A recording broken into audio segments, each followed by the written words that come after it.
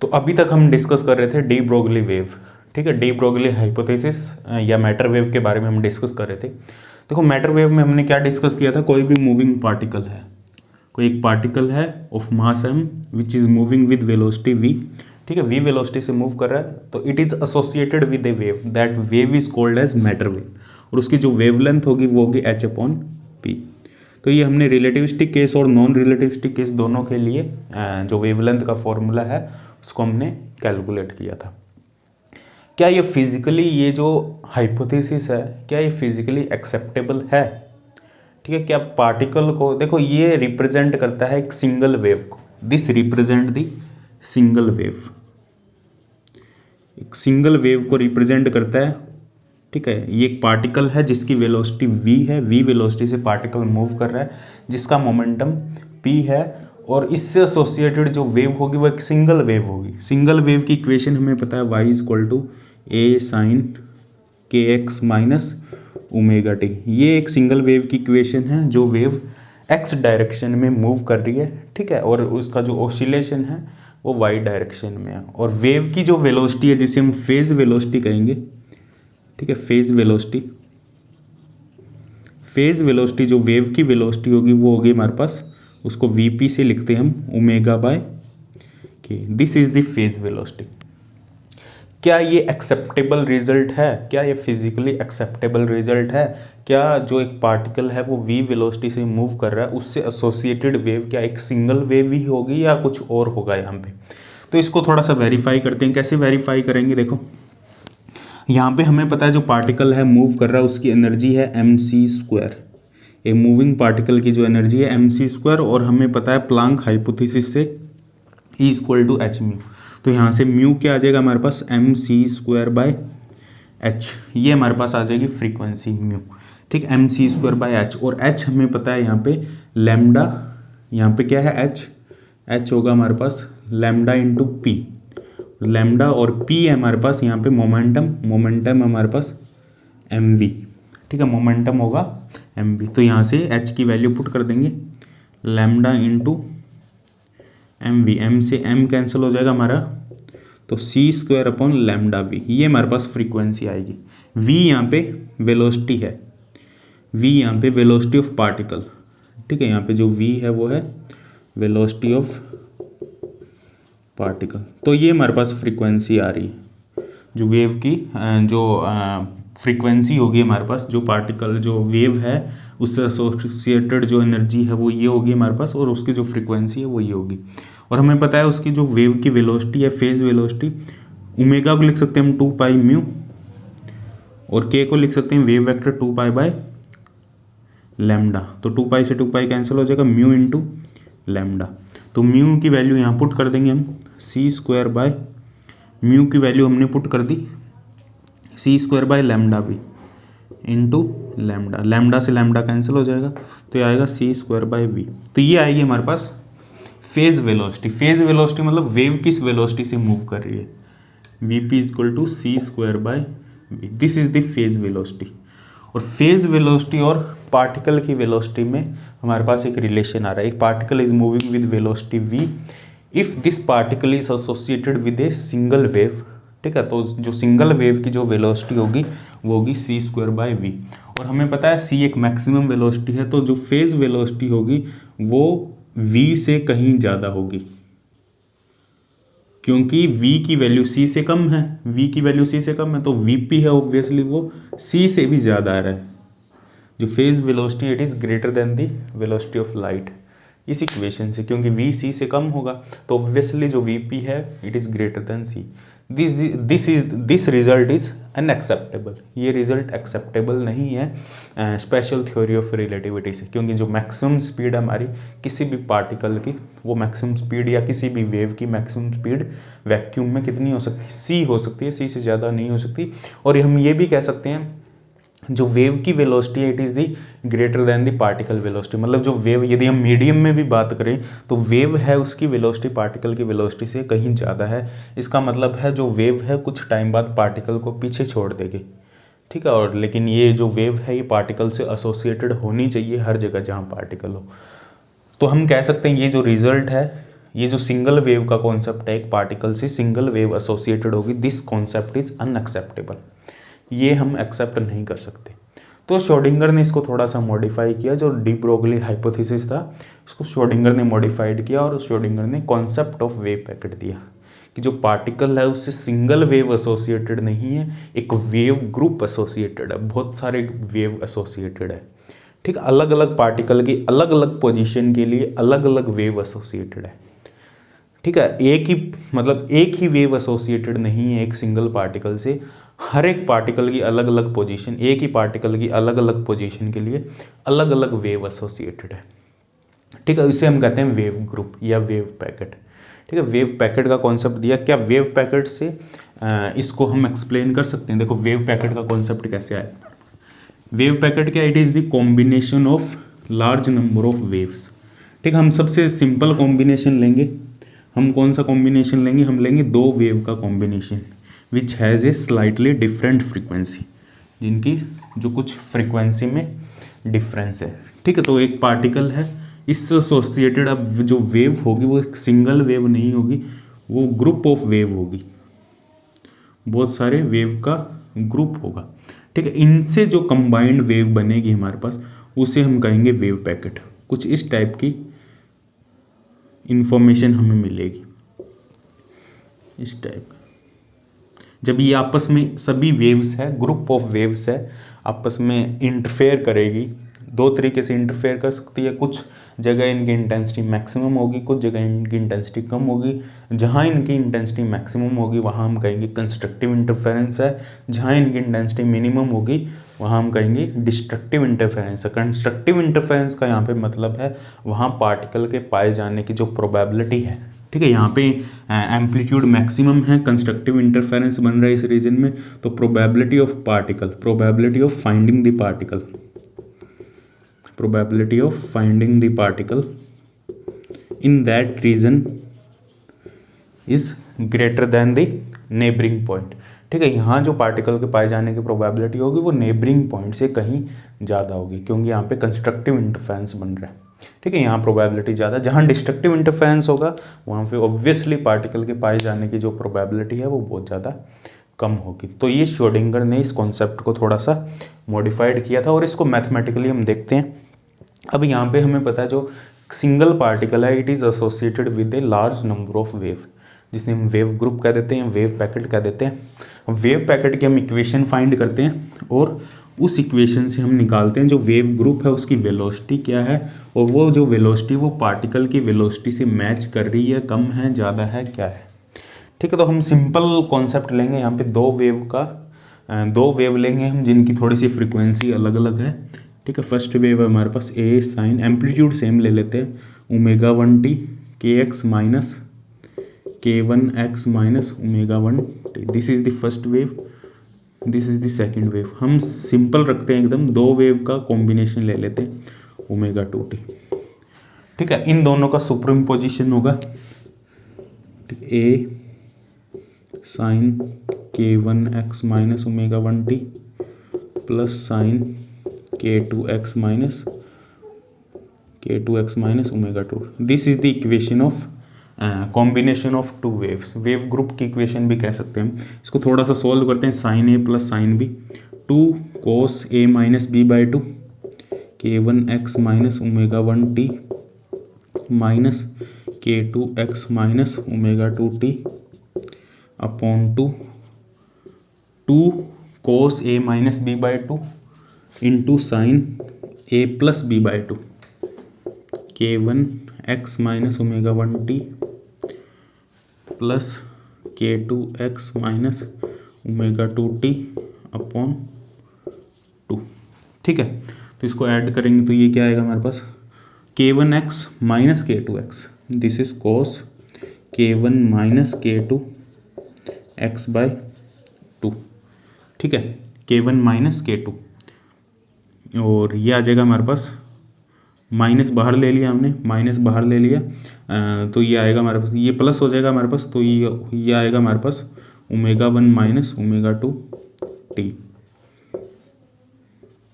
ठीक है, इसको सॉल्व करोगे तो यही बनेगा ऊपर वाला, into sine k1 plus k2 by 2 x plus minus ω1 plus ω2 by 2 t। और जिनकी फ्रीक्वेंसी का डिफरेंस है वो ज़्यादा डिफरेंस नहीं, बहुत ही स्मॉल क्वांटिटी है ये डेल्टा ओमेगा।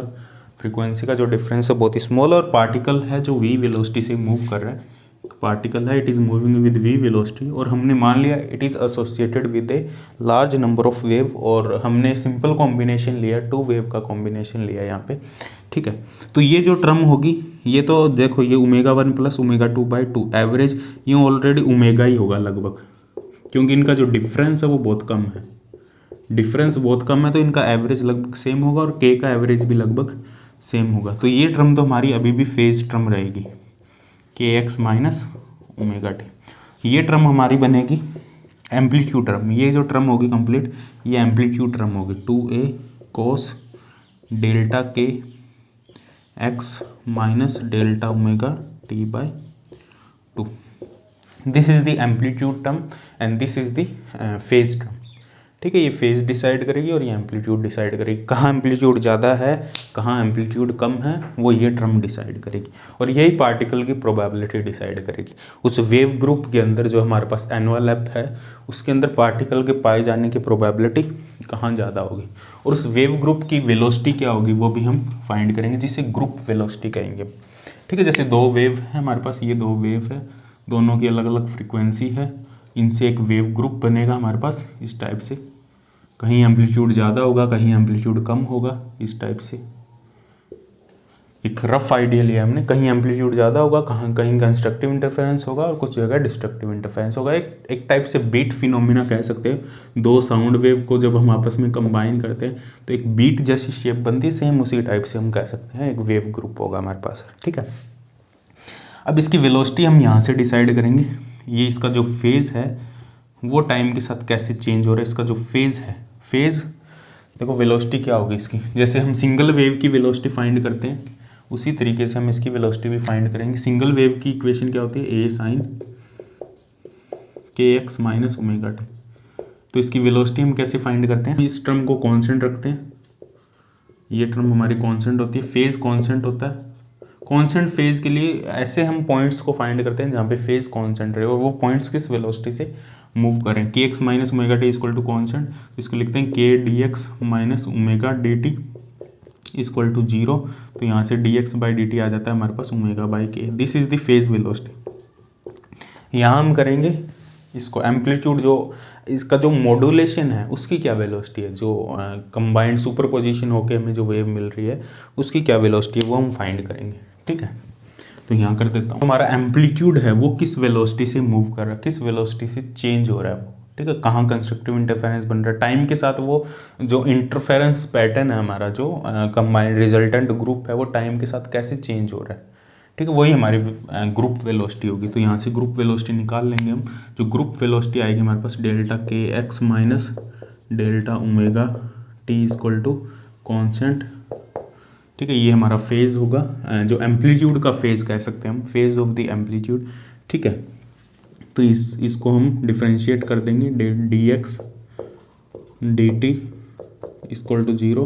तो यहाँ से जो D x by D T आएगा हमारे पास delta omega by delta K, this is the group velocity, इसको जी से लिखेंगे हम, वी जी से, ठीक है, group velocity.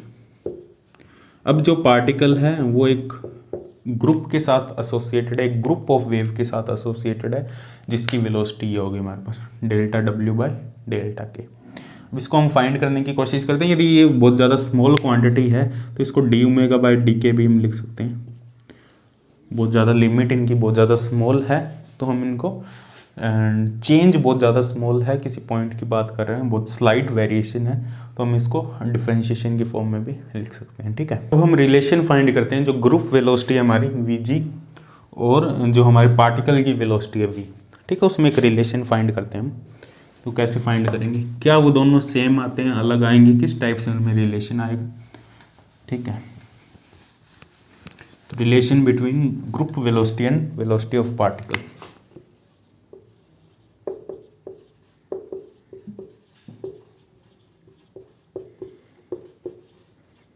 group velocity and velocity of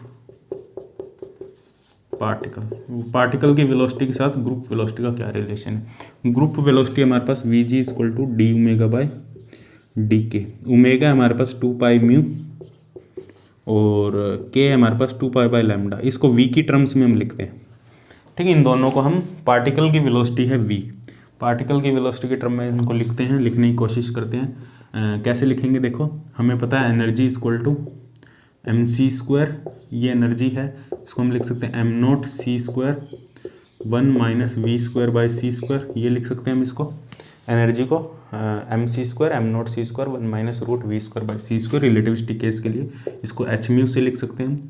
तो यहाँ से म्यू क्या आ जाएगा हमारे पास, म्यू आ जाएगा हमारे पास m nought C square by h 1 minus we square by C square. और एच को हम क्या लिख सकते हैं, एच को लैम्डा हमारे पास, ये यही पढ़ा रहने दो ना म्यू को, यही पढ़ा रहने देते हैं म्यू को। तो ये आ जाएगा हमारे पास 2 pi M nought C square upon h 1 minus we square by C square. This is the omega v की टर्म्स में।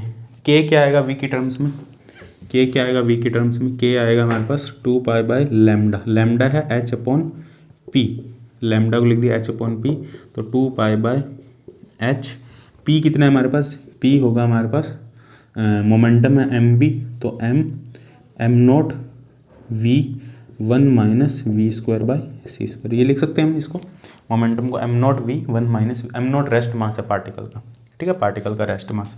तो ये आ जाएगा हमारे पास 2 pi by h m nought v, तो यहाँ पे के आ जाएगा हमारे पास 2 pi M nought v upon h 1 minus we square by C square. तो के भी वी की टर्म्स में आ गया, ओमेगा भी वी की टर्म्स में आ गया। अब हम ये रिलेशन फाइंड करते हैं, ठीक है। इसको मैं रब कर देता हूँ। तो देखो ये रिलेशन क्या आएगा, यहाँ हम क्या करेंगे, देखो वी जी को हम लिख सकते हैं D omega by D V upon D K by D V. दोनों को वी के रिस्पेक्ट में डिफ्रेंशिएट कर दिया और दोनों को डिवाइड कर दिया, तो सेम ही आएगा D omega by d k. तो d omega by D v क्या आएगा हमारे पास, d omega by D v, ये हमारे पास ओमेगा है, d omega by d v करना है, तो 2 pi M nought C square by H, तो कॉमन आ जाएगा हमारे पास सी स्क्वायर एच, ये इस टर्म का हम डिफ्रेंशिएशन करेंगे तो 1 minus we square by C square, U upon V से हम डिफ्रेंशिएशन करेंगे, लेकिन यू तो कॉन्स्टेंट ये 1 है, इसको मल्टीप्लाई में 1 लिख दो, यू तो 1 है हमारे पास, तो 1 minus we square by C square as it is, differentiation 1 का 0 माइनस 1 एज इट इज़, ये तो हमने कॉन्स्टेंट बाहर ही ले लिया, 1 एज इट इज़, और इसका डिफ्रेंशिएशन क्या होगा 1 minus root 1 minus we square by C square का, इसका जो डिफ्रेंशिएशन होगा यहाँ लिख देता हूँ, इसका जो डिफ्रेंशिएशन होगा 1 बाय रूट एक्स है ना, ये इसको रूट एक्स मान लो, तो रूट एक्स का होता है 1 बाय 2 रूट एक्स, ये हो जाएगा इसका। अब इस अंदर वाली जो क्वांटिटी है रूट के अंदर, इसका दोबारा करना है, इसका दोबारा क्या होगा हमारे पास माइनस 2v बाय सी स्क्वायर, ठीक है, ये हमारे पास डिफ्रेंशिएशन आ जाएगा। तो ये क्या आएगा हमारे पास,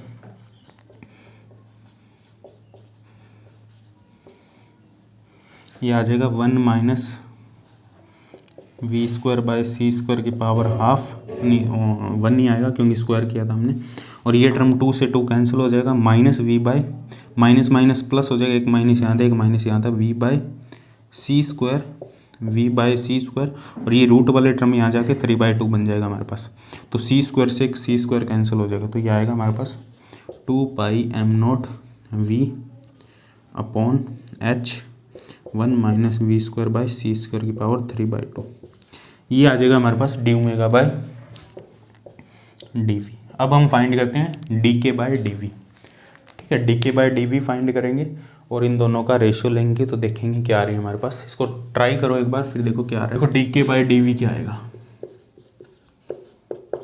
ये हमारे पास है के, तो 2 pi M nought by H तो बाहर आ जाएगा हमारे पास, 2 पाई एम नोट एच बाहर आ जाएगा, और इसका differentiation v upon 1 minus root ये टर्म है, तो ये तो हमारे पास स्क्वायर में आ जाएगा 1 minus we square by C square, ये टर्म एज इट इज़ आ जाएगी, फर्स्ट टर्म जो v है एज इट इज़ आ जाएगी, जो नीचे वाले term as it is u by V से कर रहे हैं हम, ठीक है। v का 1 हो जाएगा minus v as it is आ जाएगी हमारे पास, और इसका दोबारा करेंगे तो 1/2√1 minus we square by C square, और इसका जब अंदर वाली टर्म का दोबारा करेंगे माइनस माइनस प्लस हो जाएगा 2v/c², 2v/c², ठीक है। ये हमारे पास टर्म आ जाएगी।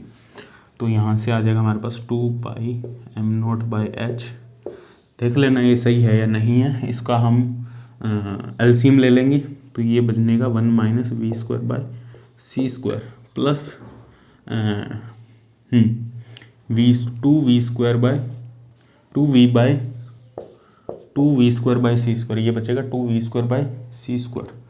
2 से एक 2 कैंसिल हो जाएगा यहाँ से, हाँ आई गेस 2 से 2 कैंसिल हो जाएगा, तो v²/c², नीचे वाली टर्म बचेगी 1 माइनस v²/c² की पावर 3/2, ठीक है। इसको सॉल्व करना, यही आएगा हमारे पास।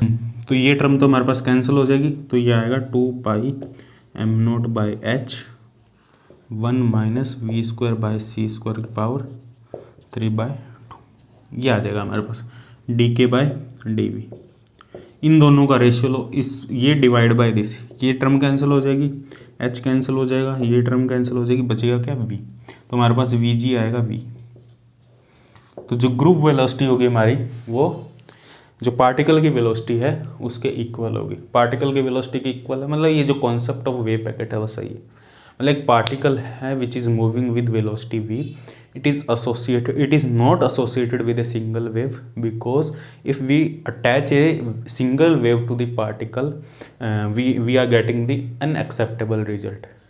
क्यों ऐसा रिजल्ट हमें मिल रहा है, अनएक्सेप्टेबल रिजल्ट क्यों मिल रहा है?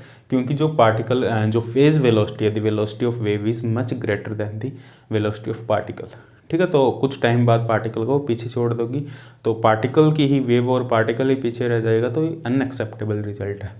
तो श्रोडिंगर ने इसको मॉडिफाइड किया and he said that the wave associated with particle is not a single wave, it is a group of wave with slightly different frequencies, ठीक है। और पार्टिकल के पाए जाने की जो प्रोबेबिलिटी है, probability of finding the particle in a particular region is much higher where the amplitude of this resultant wave is larger, ठीक है। जहाँ एम्पलीट्यूड ज़्यादा होगा वहाँ पार्टिकल के पाए जाने की प्रोबेबिलिटी मैक्सिमम होगी, जहाँ कंस्ट्रक्टिव इंटरफेरेंस बनेगा, और जहाँ डिस्ट्रक्टिव इंटरफेरेंस बनेगा वहाँ पार्टिकल के पाए जाने की जो प्रोबेबिलिटी है विच इज़ मच लेसर, ठीक है। तो ये हमारे पास है कॉन्सेप्ट ऑफ वेव पैकेट। हम डिस्कस करते हैं relation between phase velocity of single wave and the group velocity. एक कोई सिंगल वेव है, ठीक है, जिसकी फेज वेलोसिटी है वीपी ω/k, ग्रुप वेलोसिटी, इनमें क्या रिलेशन है, और इनमें से क्वेश्चन पूछा भी जाता है एग्जाम में, ठीक है। रिलेशन बिटवीन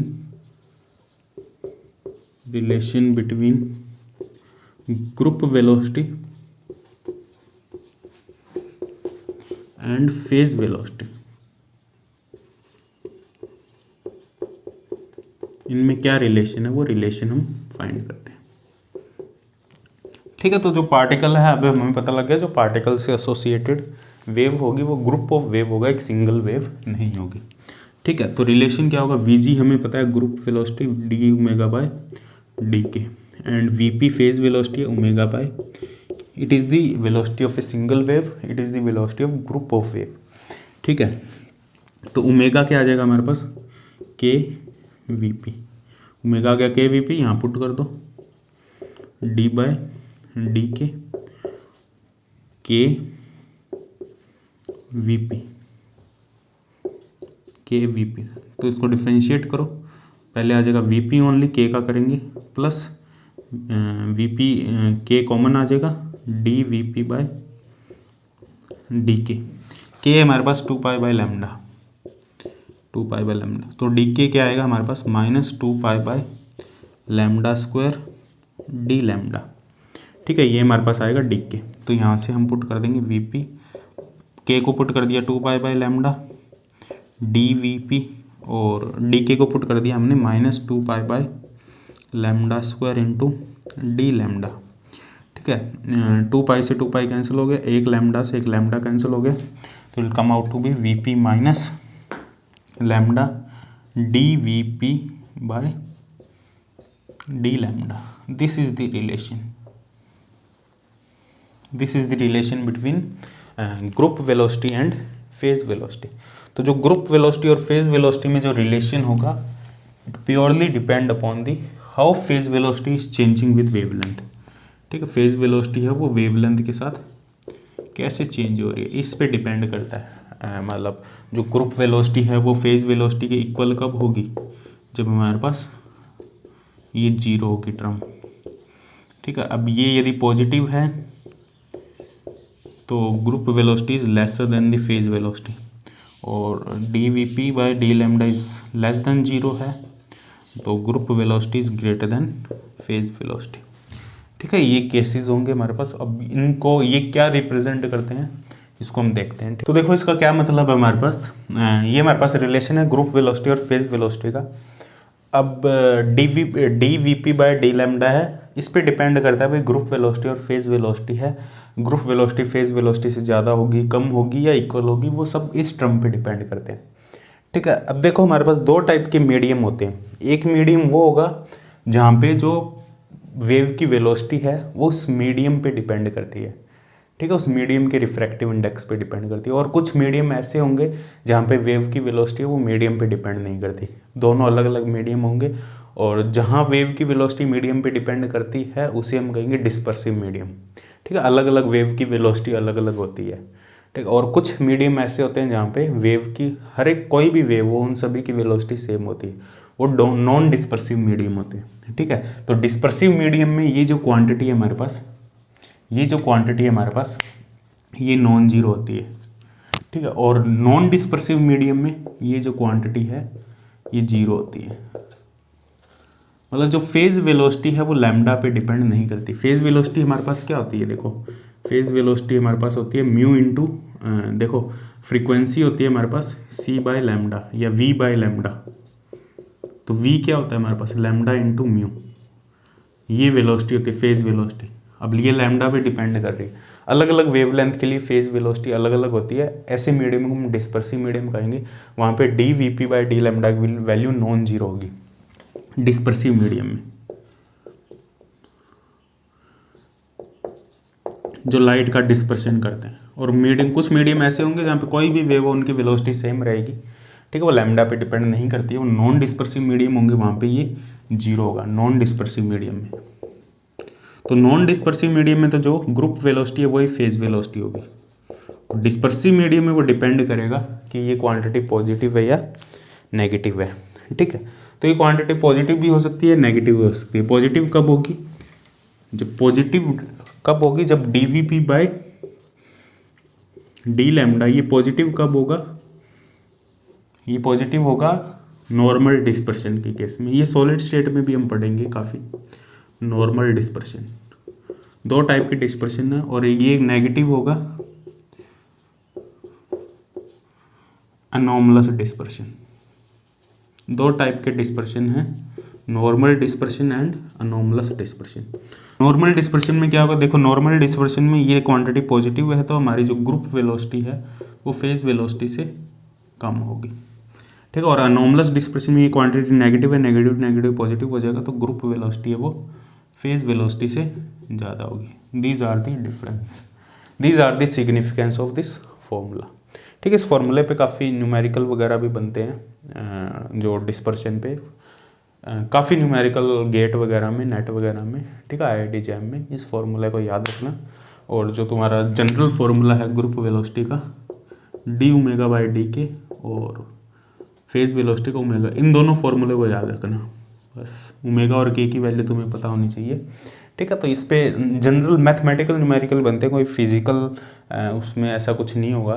ठीक है, कोई जनरल मैथमेटिकल कैलकुलेशन होगी, डिफरेंशिएशन होगा, ऐसे न्यूमेरिकल इसमें बनते हैं। ठीक, तो यहाँ से हमें पता लगता है भाई जो पार्टिकल है, क्वांटम पार्टिकल है, ठीक है, कोई मूविंग पार्टिकल है, उसकी स्टेट को हम देखो पार्टिकल को हम वेव से रिप्रेजेंट करेंगे, लेकिन सिंगल वेव से रिप्रेजेंट नहीं करेंगे, ग्रुप ऑफ वेव से रिप्रेजेंट करेंगे।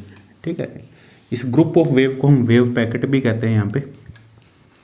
ठीक है, और इसको देखो जो फिजिकल सिग्निफिकेंस क्या है वेव फंक्शन का, इसे हम वेव फंक्शन से भी लिखते हैं। वेव फंक्शन इसको वेव फंक्शन साई से भी हम लिखते हैं, साई, जो पोजीशन और टाइम दोनों पे डिपेंड करता है। जो वेव फंक्शन है वो पोजीशन और टाइम दोनों का फंक्शन होगा। इन जनरल हम इसको लिखते हैं X Y Z and T, ठीक है। इसमें क्योंकि हमें पता है जो y equal to A sine K x minus omega T, या इसको हम ऐसे भी लिख सकते हैं A E to the power iota K x minus omega T, ऐसे भी लिख सकते हैं।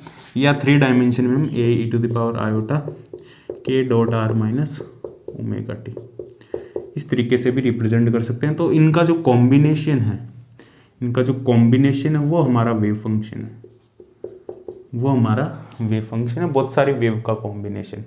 This is the equation of wave function, ये हमारी वेव फंक्शन होगा, ठीक है। It represent the state of quantum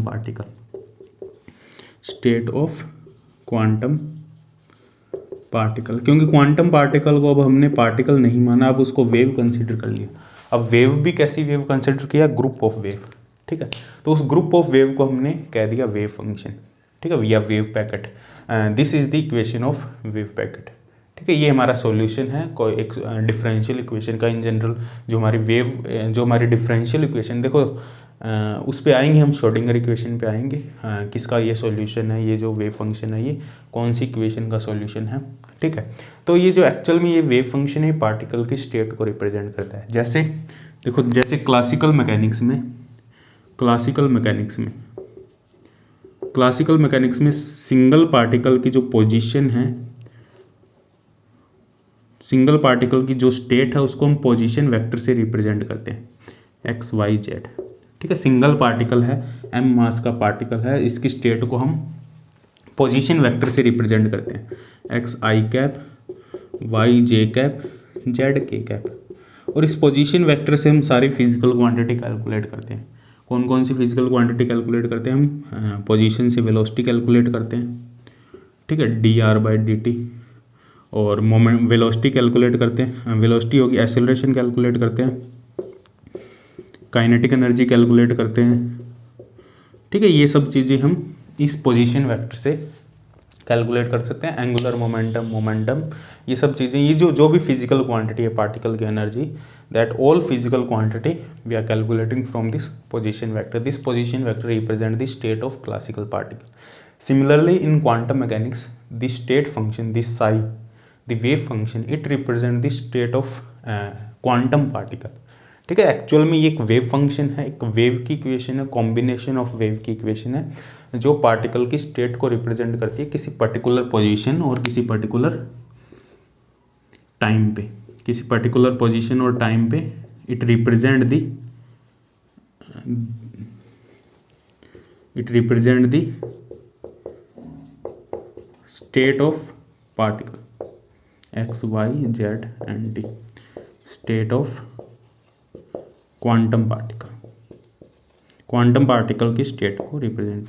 जिस तरीके से पोजीशन के पास सारी इन्फॉर्मेशन है, जो पोजीशन वेक्टर है क्लासिकल मैकेनिक्स में किसी भी पार्टिकल का, जिसके पास सारी इन्फॉर्मेशन है, उसी तरीके से हमारे पास जो वेव फंक्शन होगा क्वांटम मैकेनिक्स में, उसके पास कंप्लीट इन्फॉर्मेशन होगी अबाउट द पार्टिकल का मोमेंटम इसको पता होगा, पार्टिकल की वेलोसिटी इसको पता होगी, पार्टिकल का मोमेंटम इसके अंदर होगा। ये जो वेव फंक्शन है, it contain all the information about the quantum particle, ठीक है। It contain all information related to the particle, ठीक है। Velocity, momentum, angular momentum, energy, ठीक है, मोमेंटम, ये सब चीज़ें इस वेव फंक्शन के अंदर छिपी हुई है, ठीक है। क्लासिकल मैकेनिक्स में हम डिफ्रेंशिएट करके उनको कैलकुलेट कर लेते हैं। सिमिलरली यहाँ पे हमारे पास ऑपरेटर होंगे जिनको हम ऑपरेट करवाएंगे इस वेव फंक्शन पे to extract those physical quantity, ठीक है। हर एक फिजिकल क्वांटिटी से एसोसिएटेड एक ऑपरेटर होगा।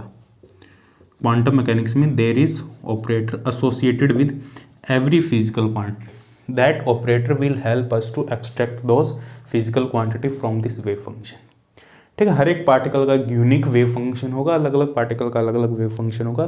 This wave function tell us about the all physical quantity that are hidden in this wave function, ठीक है। तो ऑपरेटर की हेल्प से ऑपरेटर भी हम पढ़ेंगे आगे, अभी वेव फंक्शन के बारे में डिस्कस कर लेते हैं, उसके बाद ऑपरेटर भी पढ़ेंगे हम, ठीक है। तो इस वेव फंक्शन के पास कंप्लीट इन्फॉर्मेशन है, ठीक है।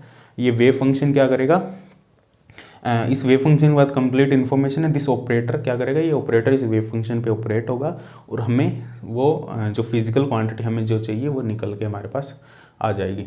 यहाँ पे हम देखते हैं भाई फिजिकल सिग्निफिकेंस क्या है इस वेव फंक्शन का, फिजिकली क्या रिप्रेजेंट करता है ये दिस मैथमेटिकल फंक्शन। ये एक मैथमेटिकल फंक्शन है, इसका क्या फिजिकल सिग्निफिकेंस है।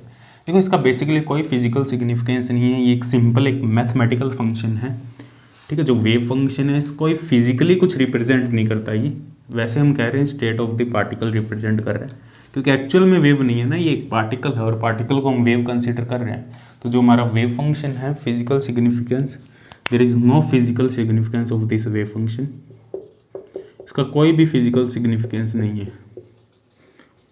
लेकिन इसका जो स्क्वायर होगा, इस वेव फंक्शन का जो स्क्वायर होगा, इसका जो स्क्वायर होगा, वो जो स्क्वायर है वो रिप्रेजेंट करता है probability density of the particle.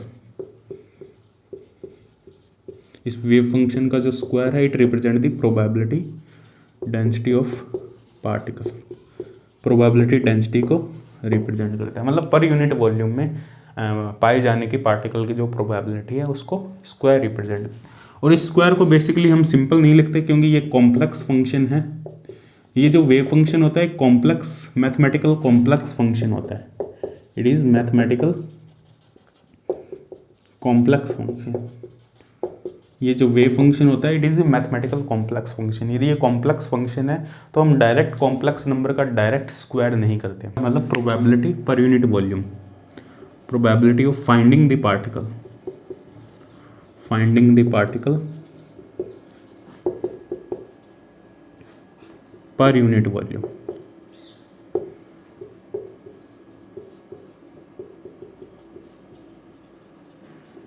ठीक है, इसका जो हम होल स्क्वायर ले रहे हैं क्योंकि ये एक कॉम्प्लेक्स नंबर है और इसका जो होल स्क्वायर हम डायरेक्ट होल स्क्वायर नहीं लेंगे, इसका हमें कॉम्प्लेक्स कॉन्जुगेट लेना पड़ेगा, फिर उसको उसके साथ हमें मल्टीप्लाई करना पड़ेगा। ठीक है, पहले इसका कॉम्प्लेक्स नंबर का हम डायरेक्ट स्क्वायर नहीं ले सकते क्योंकि वो एक रियल प्लस इमेजिनरी क्वांटिटी दोनों क्वांटिटी आएगी यदि हम डायरेक्ट स्क्वायर करते हैं, लेकिन उसका हम कॉम्प्लेक्स कॉन्जुगेट लेके फिर उससे मल्टीप्लाई करते हैं तो हमें रियल क्वांटिटी मिलेगी और प्रोबेबिलिटी एक रियल क्वांटिटी है। ठीक है, इसलिए हमें इसका पहले कॉम्प्लेक्स कॉन्जुगेट लेना पड़ेगा फिर इससे मल्टीप्लाई करना पड़ेगा।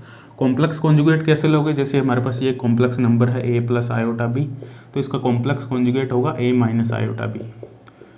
क्या करना है, जस्ट उसको आयोटा वाले टर्म को माइनस आयोटा में कन्वर्ट कर देना। तो this represent the probability density of particle, per unit volume में पार्टिकल के पाए जाने की क्या प्रोबेबिलिटी है। ठीक है, और यदि हम स्मॉल वॉल्यूम की बात करें, स्मॉल वॉल्यूम एलिमेंट की बात करें dv की, ठीक है, तो dv volume, dv small element जो हमारा वॉल्यूम का एक एलिमेंट है dv, इसमें पार्टिकल के पाए जाने की जो प्रोबेबिलिटी होगी वो होगी हमारे पास साई स्टार साई dv। ठीक है, मतलब जो स्मॉल वॉल्यूम में पाए जाने की पार्टिकल की जो प्रोबेबिलिटी होगी। कंप्लीट हम स्पेस में बात करें, कंप्लीट स्पेस में पाए जाने की जो कंप्लीट प्रोबेबिलिटी है, कंप्लीट स्पेस में, कंप्लीट यूनिवर्स में, ठीक है, पार्टिकल के पाए जाने की जो प्रोबेबिलिटी है वो होगी साई स्टार साई dv। ठीक है, यहाँ पे dv वॉल्यूम एलिमेंट है ये। यदि हम कार्टेशियन कोऑर्डिनेट सिस्टम में बात करें तो ये 3 डायमेंशन होगा x y एंड z, और x होगा, इसकी लिमिट होगी -∞ टू इन्फिनेटिव, y की लिमिट होगी -∞ टू इन्फिनेटिव, z की लिमिट होगी -∞ टू इन्फिनेटिव। तो ये जो कंप्लीट नंबर है ये 1 के इक्वल होगा।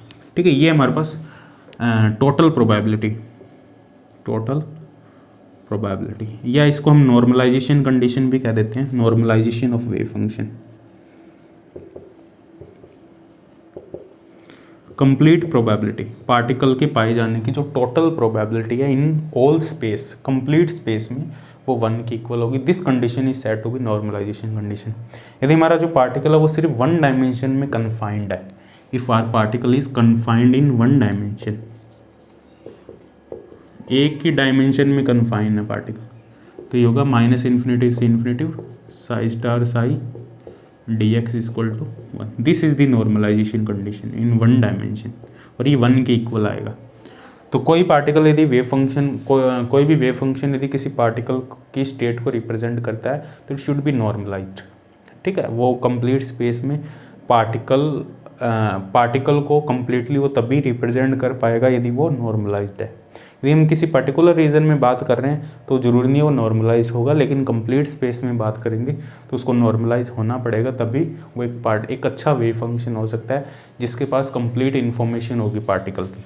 ठीक है, एक वेव फंक्शन यदि नॉर्मलाइज्ड है तो it contains complete information about the particle.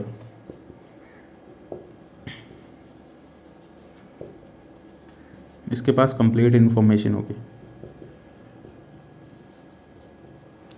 तो अब हम देखेंगे इसमें जो पार्टिकल है हमारा, ठीक है, इसकी क्या क्या प्रॉपर्टी है, इस वेव फंक्शन की क्या जो वेव फंक्शन है जो पार्टिकल की स्टेट को रिप्रेजेंट कर रहा है, इसकी क्या क्या प्रॉपर्टी है, ठीक है, और इसकी प्रॉपर्टी को डिस्कस करेंगे। और एक एक्सेप्टेबल वेव फंक्शन कैसा होना चाहिए, कौन कौन से पॉइंट्स है जो हमें ध्यान में रखने के ये पार्टिकल को रिप्रेजेंट कर सके एक ऐसा वेव फंक्शन, उसके 4-5 पॉइंट लिखेंगे।